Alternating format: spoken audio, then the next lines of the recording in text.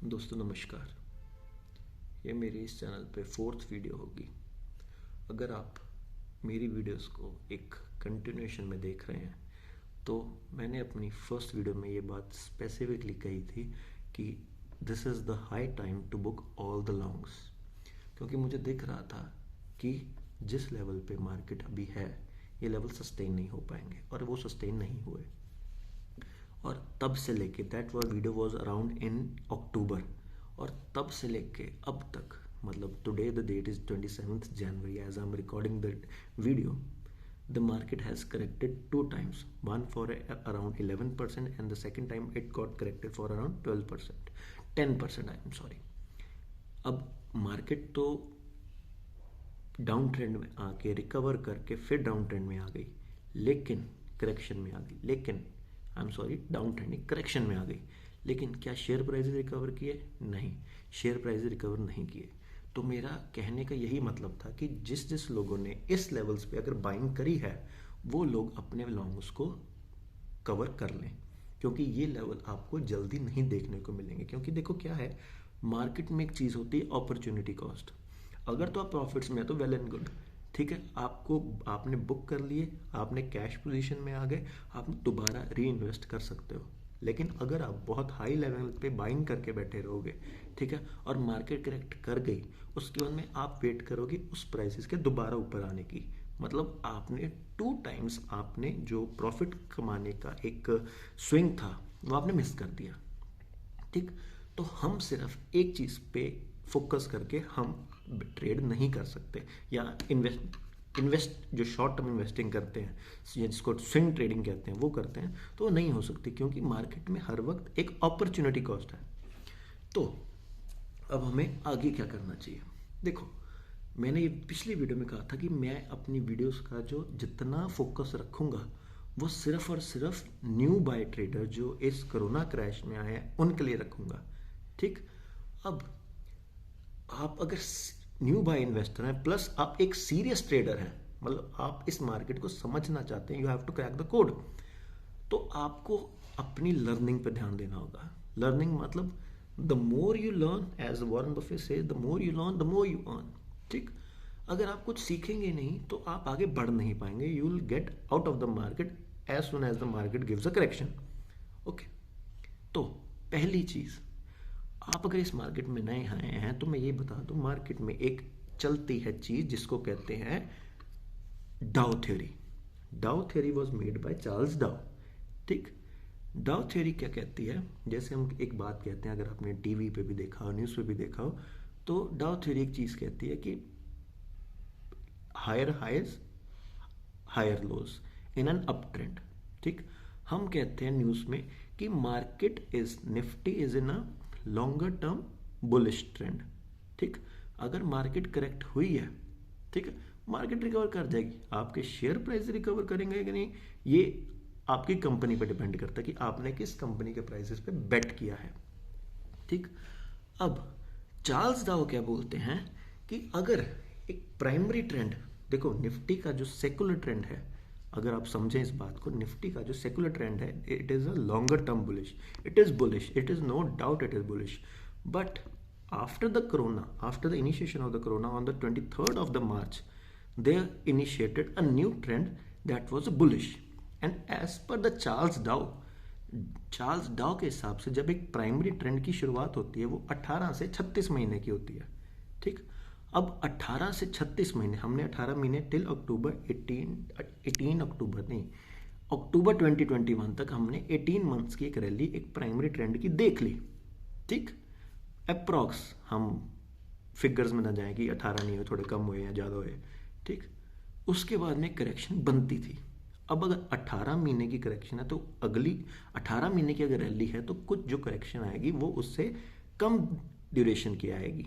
ठीक, और डाउ थ्योरी के हिसाब से क्या होता है कि अगर जो आपका प्राइमरी ट्रेंड चल रहा है वो लॉन्गर ड्यूरेशन का हो, और जो उसके अगेंस्ट जो सेकेंडरी ट्रेंड आया है, ठीक है, वो शॉर्टर ड्यूरेशन का हो, तो वो एक बुल मार्केट होगी। जैसे आपका एक बुल रन आया 18 महीने का, ठीक, उसके बाद में करेक्शन आई। अगर मैं कहूँ कि करेक्शन ये बजट तक सस्टेन रहती है, उसके बाद में एक रैली आती है, तो अराउंड 6 मंथ्स की करेक्शन हुई। ठीक, इसके बाद में जो इनिशिएशन आएगी और वो उस लेवल को तोड़ जाती है, मतलब जो 18,900 समथिंग का जो लेवल था हमने देख लिया, वो तोड़ जाती है, तो हमारी बुलिश एक बुलिश रैली, बुल रन है, वो शुरू हो जाएगा। ठीक, लेकिन अगर ये इससे नीचे आता है तो मतलब हमारा एक न्यू ट्रेंड की इनिशिएशन होती है, जो कि नहीं होगा। ठीक, अब ये बात तो हो गई कि डाउ थ्योरी क्या बोलती है ये समझ, लेकिन इससे पैसे कैसे कमाएं। देखो, बुरे वक्त की हमने हमारे माँ बाप भी बताते हैं, हमने सोसाइटी में भी सुना है कि बुरा वक्त में अच्छे अच्छे लोग साथ छोड़ जाते हैं और जिनसे उम्मीद नहीं होती वो साथ निभा जाते हैं। ठीक, इससे क्या मतलब है मार्केट का, मैं बताता हूँ। देखो, हर शेयर, एक चीज होती है सिस्टमैटिक रिस्क। ठीक है, अगर ये तो पहले डाउ थ्योरी को चीज को अलग रखो, अब आप आ जाओ सिस्टमैटिक रिस्क पे। निफ्टी पे, मार्केट पे बहुत से तरीके के रिस्क अफेक्ट करते हैं। ठीक, मतलब जिससे मार्केट एक ट्रेंड की शुरुआत देती है, जिसको कहते हैं मार्केट फंडामेंटल्स। ठीक, जब आप फंडामेंटल्स पढ़ेंगे मार्केट के, तो इस चीज़ में आप ये चीज़ समझेंगे कि मार्केट पे बहुत से रिस्क अफेक्ट करते हैं। जैसे कि उसमें से एक है इन्फ्लेशन रिस्क, अनएम्प्लॉयमेंट रिस्क, जिसको पॉलिटिकल रिस्क भी कह सकते हैं, आप कह सकते हैं। ठीक है, या इंटरेस्ट रिस्क। अब अगर आपका इन्फ्लेशन बढ़ती है तो मार्केट करेक्ट होती है। ठीक है, इंटरेस्ट रेट बढ़ते हैं तो मार्केट करेक्ट होती है। इसके वाइस वर्सा अगर आप चले जाएं, अगर इंटरेस्ट रेट गिरते हैं और इन्फ्लेशन गिरती है तो मार्केट बुल रन में आती है। ठीक, यहां से हम देखें, मैं कल एक आर्टिकल देख रहा था फेड का। फेड क्या बोलता है कि मैं अभी इंटरेस्ट रेट्स ऊपर नहीं करूंगा।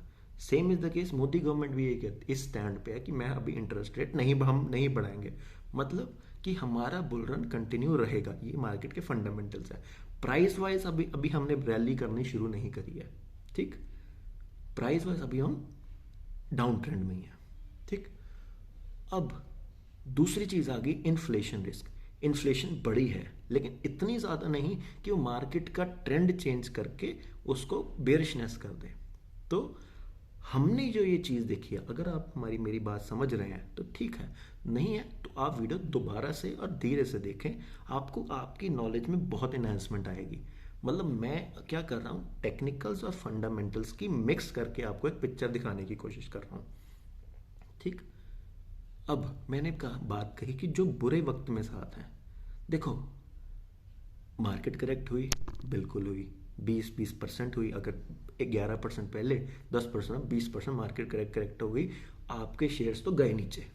ठीक, अब सारी दुनिया गिरी है। इसमें ऐसा तो नहीं है कि मतलब सिर्फ 2, 4, 6, 10 शेयर गिरे हो। हर इंडस्ट्री, हर सेक्टर, क्या फार्मा, क्या रियलिटी, क्या सीमेंट, क्या आईटी, सब गिरा है। क्या ऑटोमोटिव। आप ये देखें अपने सेक्टर्स में से कि कौन से सेक्टर्स में से कौन से ऐसे शेयर्स हैं जो कम गिरे हैं। जो तो कम गिरे हैं, जब एक बुल रन दोबारा शुरू होगा, वो सबसे आउट परफॉर्मिंग शेयर्स रहेंगे। ठीक, मेरा क्या मानना है, जो मेरा निफ्टी व्यू है अब, कि ये बजट तक करेक्शन रह सकती है। हम हो सकता है मार्केट साइडवेज रह जाए या थोड़ी और करेक्ट कर जाए, लेकिन हमें इस करेक्शन से डरना नहीं है। अगर आप मेरी पिछली वीडियो देखते हैं, उसमें मैंने बात कही थी, you have to see the companies with the good PE ratios. What are PE ratios? Price over earning. मतलब आप एक कंपनी की अर्न करने के लिए आप उसका कितने मल्टीप्लायर का आप प्राइस पे कर रहे हैं। मतलब higher the PE, higher the earnings. ठीक, आप जिस कंपनी में इन्वेस्ट कर रहे हैं उसका पीई नेगेटिव नहीं होना चाहिए। अगर किसी भी कंपनी का अगर वो पीई नेगेटिव है तो मतलब उस कंपनी में लॉस है। और वो कंपनी में अगर, जैसे हम देखें स्मॉल कैप कंपनीज है, मिड कैप जो अपर सर्किट भी मार रही हैं, ऐसा तो नहीं है कि सब सारी दुनिया गिर रही है।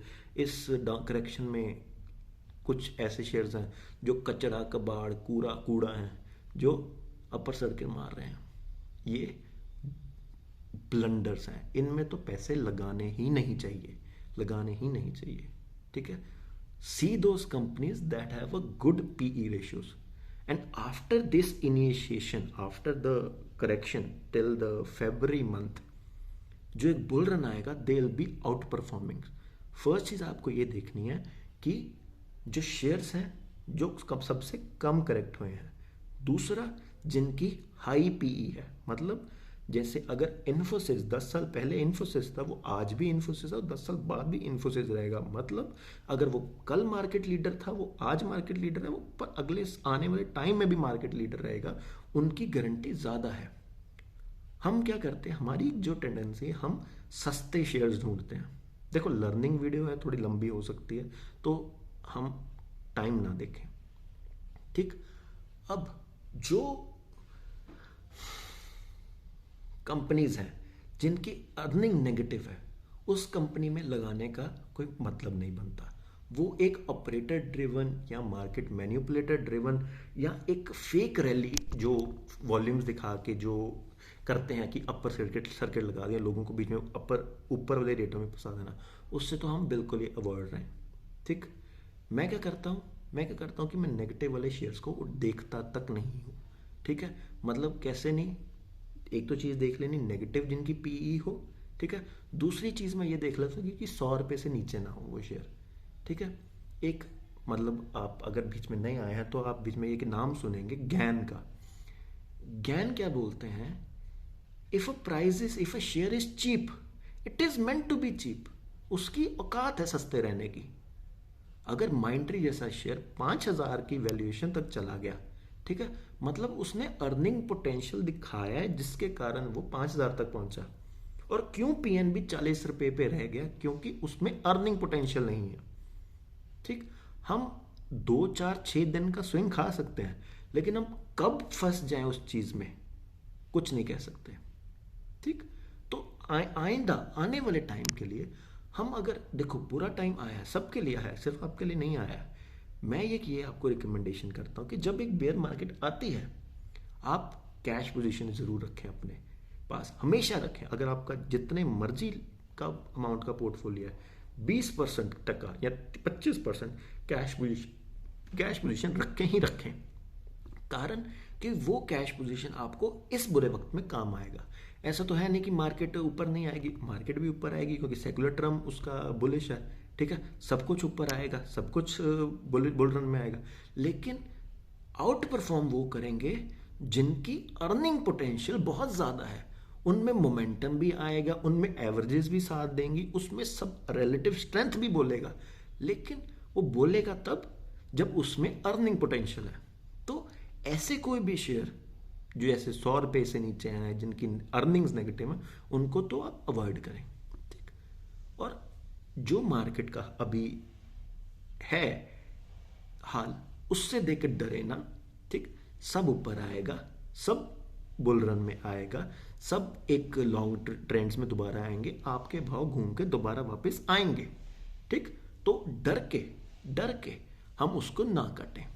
ठीक, और मेरी वीडियोस को सब्सक्राइब करें, बाकी आपको लर्निंग मिलती रहेगी।